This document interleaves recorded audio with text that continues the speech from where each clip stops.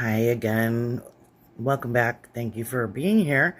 If you are here, I want to slow down and take a moment and say that I appreciate you being here.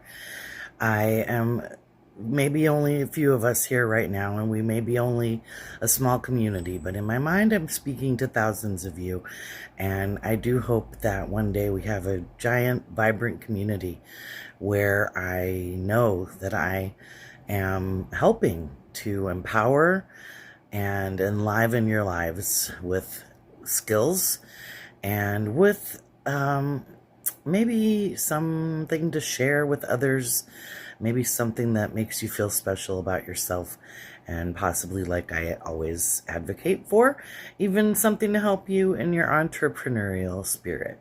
So if I ever appear poised or confident, I do want you to know that you're watching and viewing and listening to a shy and actually neurodivergent and mentally frail sometimes person who has some definite strengths and some definite weaknesses. And I tend to apologize for myself in a lot of ways. I do have quite a bit of self-esteem issues and even a bit of agoraphobia after the isolation of the pandemic and this and that. So meeting you here and meeting people at some craft shows and events in real life has been a real push for me because I do very much desire to be in community and be a part of a group of people. And I also do want to remind everyone, if you are just watching me or experiencing this for the first time, or even if you don't remember, that I am a person with a full-time job in the medical or assisted living sector, in the public sector. And this time that you see me here is in the cracks of time that I find that I crave and cherish, and I'm very passionate about. And I feel truly awake and alive when I'm doing my art projects and when I'm sharing art skills with others such as yourselves and the maybe millions of other people who will be able to watch and learn from some of these things that we're going to work on. And today again I've chosen to wear a pentacle necklace with some wire work, and I wanted to let you know that the necklace type of resin pendant design that I'm wearing right now is what we're going to be working on in our upcoming video, our upcoming tutorial. So join me and bring some resin with you, some pieces of dichroic looking cellophane. I get mine, it's called Dichroish Elements, and it's from a wonderful business called Little Windows Resin, and they are just great. So you can bring a few other items if you have any glitter or things like that. Those would be wonderful inclusions in our resin pendants that we're going to make today. They don't have to have any spiritual or magical significance. You can just bring a resin mold that has a simple geometric shape, or a cute picture of an animal shape like a dog paw print, anything you like. So we will be working on some multicolored resin pendants that you can customize and use for any occasion that you like. And I hope you enjoy this. We will be doing much more upcoming in the future. So again, please continue to like, follow, and comment, and show me what you have worked on. Talk to me about what you are interested in learning. And if you haven't already, please subscribe. Then let me know what would be interesting for you, and I can take some of your ideas and make some new tutorials for us in the future. So here we go, working on some resin pendants. I just wanted to talk to you a little bit about some of the shapes and the lightning bolts and things the little bit of spiritual talismans and amulets that you can see here, some of which I've shown you, and we're going to be working on some resin pieces like this. I'm not sure if you can notice, but this uh, pentacle pendant is very thick, and so that's one of the things I'm going to talk to you about today. The rest of the pendants are quite a bit thinner, and so that's one of the things that, like I said, we're going to go over how to make fewer mistakes than I made learning how to do resin work. And so what I'm going to work with is, we have a lot of different kinds of molds available to us. We can purchase them for pretty reasonable prices, and they're available from many different sources. And so what I want to maybe look at today is this sun shape. And so I think that's what I'll probably look at today. I've only really worked with this sunshine shape once or twice, and I'm gonna maybe put something into the rays that maybe sparkles in a different way than the center, and show you kind of some interesting ideas about placement and how to use that. Another thing I wanted to point out is where you can see the ankh shape. We have a large ankh that's kind of upside down over here, and then we also have the round pendant shape that's with the ankh shape in the center. And the medallion obviously can be poured in two segments. You would be using the deeper recessed ankh part first and putting your certain color of resin in there of choice, and then the outside would be poured over that whole thing and would be a different color. Maybe I'll show you an example of that too, in case it's sounding a little bit confusing. And that way I can show you a little bit of more advanced work, like placement of inclusions to give a certain effect, and or using multiple layers in order to also give different effects. So I'm gonna put some materials on the table, and one of these days maybe I'll figure out a better way to have a camera that I can view while I'm also working. As we always keep saying, all of this is a work in progress, as we all are. So bear with me as I work with my small area and at the workstation with the filming tools that I have available to me. So I'll be right back. And of course, when we're working with our pieces of cellophane, we're going to cut some pieces to use in our various designs. And then, of course, sometimes these pieces are left over. So leftover pieces are a great thing to use up when you want to make something like this sun shape. And when you're working with a more complex mold, it can be a little tempting to try to really fussy pour the resin into every crevice all the way to the edge. But since I use these fine paint brushes to work on my resin, I don't really worry about that too much. And when I'm putting my UV resin into this mold, I'm not going to make a very thick layer. With UV resin, it's best to use very thin layers.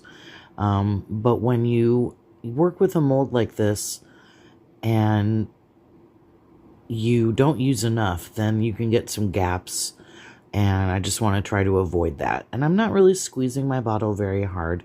I'm just pouring this in here, and of course work with your proper ventilation and any kind of PPE that you require, such as a mask or gloves, and always be careful with, making sure that we're using all the proper safety precautions.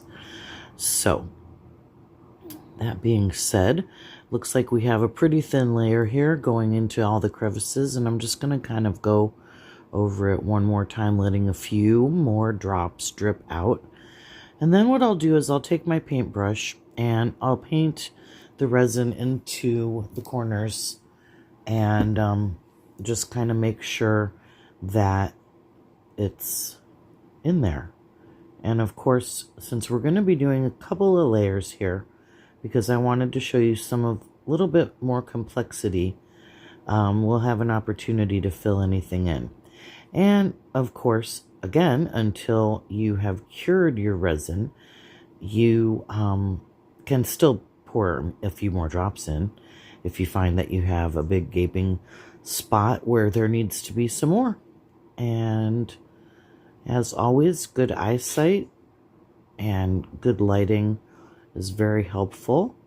And so if anything looks a little wonky to you, then just think about it as I probably don't have my work area as close to my eyesight as I would rather have it, just based on my nearsightedness and astigmatism. So anybody who wears glasses and struggles with seeing at various distances, I definitely am one of you.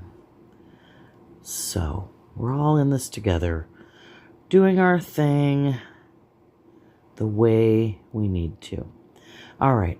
What I thought for this sun was that I would use up some of these scraps of these dichroish elements that I get from Little Windows Resin, who I am not affiliated with, and I do really appreciate their products and their great videos, showing you how to use all their great products.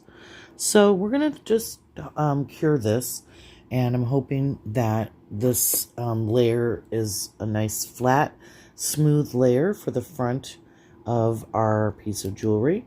And I'll be making this from front to back, going kind of what you might call upside down. And I'm going to cure this thin first layer. And then what I'm going to do is I'm going to use these little scraps in the corners of the rays. And I may end up putting something in the center. I'm not really sure yet. But I might leave the center kind of open. I'll think about it for a few moments. The center here would be a great place to put a picture, like one of the art pieces that we've been working on. Maybe a little face. Maybe I'll quickly look and see if I can find something and give you an example. We'll see what I can come up with and do that real quick.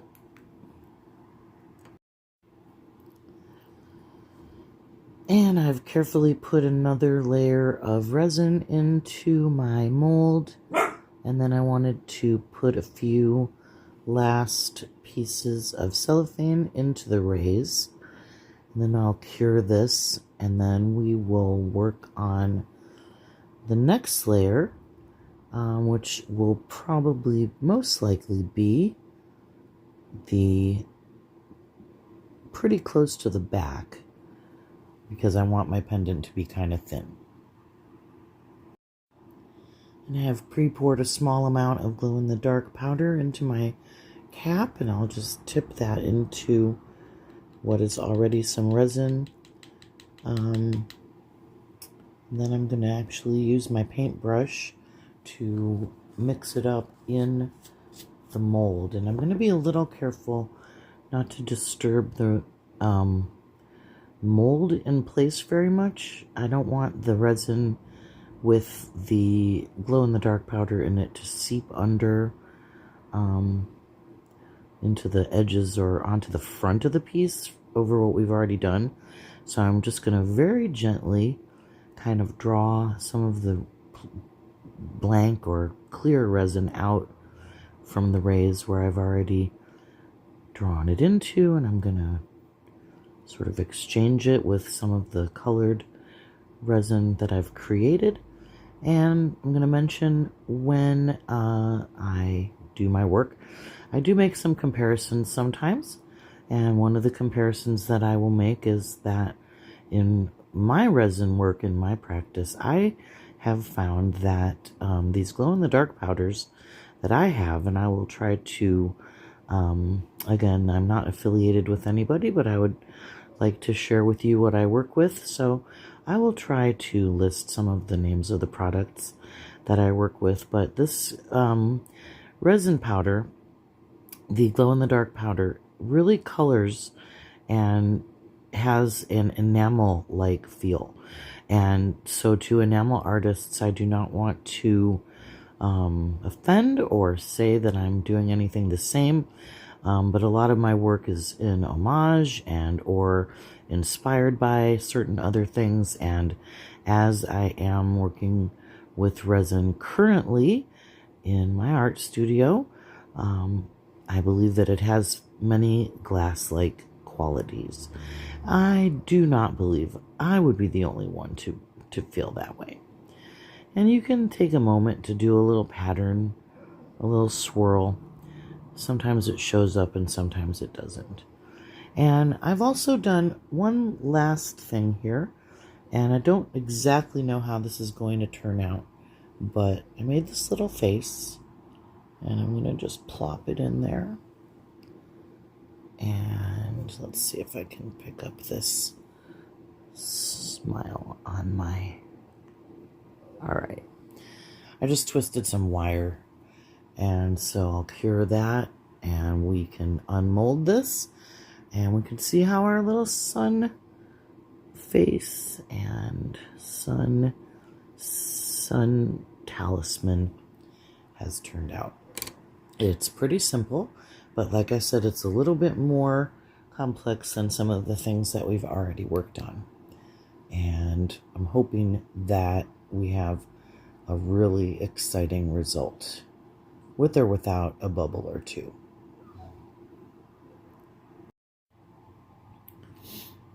And this is how this one turned out. I'm going to make another one because I have a few ideas that I want to try. The fact that there's a couple of bubbles in it doesn't really bother me too much. It did turn out a little tiny bit thicker than I wanted, so I'm going to try to make a smaller one. And I might place the face a little closer to the front and try and keep some of the rays from sticking into that face. If I want to have a face there, I might as well have it showing. So another idea that you could do is possibly just do a simple heart shape or a spiral, or you could just fill the center in with some gold glitter or some gold foil. And I did put some gold foil on the back, and there we have it. I'll be back with the second piece in a moment.